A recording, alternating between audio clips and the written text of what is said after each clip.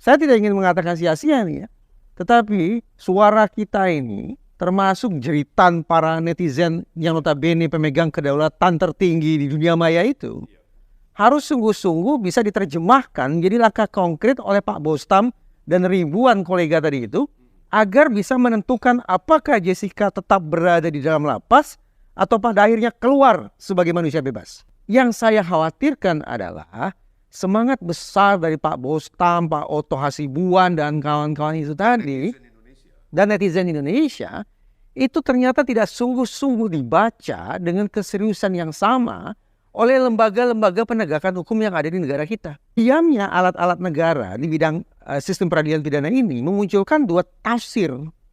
Jangan salahkan netizen kalau kemudian netizen memaknai diamnya alat-alat negara sebagai dua kemungkinan.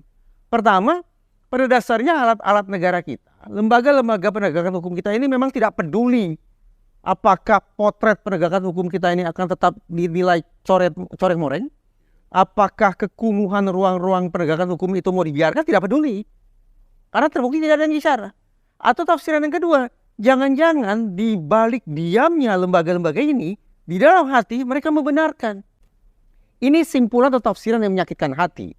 Tetapi apa boleh buat, tafsiran ini muncul sekali lagi dikarenakan seluruh lembaga penegakan hukum kita diam 1000 bahasa.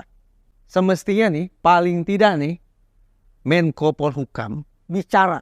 Itu dulu. Sayangnya Pak Mahfud MD ini selektif. Pada kasus-kasus tertentu beliau bicara. Misalnya tentang skandal 349T.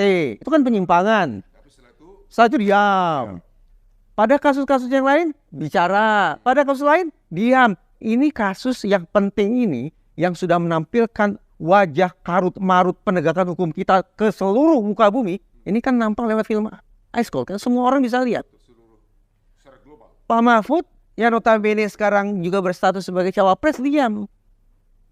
Semestinya beliau dulu yang harus bicara. Kira-kira kenapa ya? Kalau berharap Presiden Jokowi bicara sepertinya nggak mungkin lah. Presiden Jokowi konsentrasinya sudah beralih lah. Tapi kita memang harus menunggu momentum jangan-jangan ya. Bahwa bagaimana kemudian suara para netizen itu kita terjemahkan menjadi sesuatu yang bisa kita sodorkan misalnya ke DPR. Jangan mengandalkan DPR sekarang. Oke, menarik.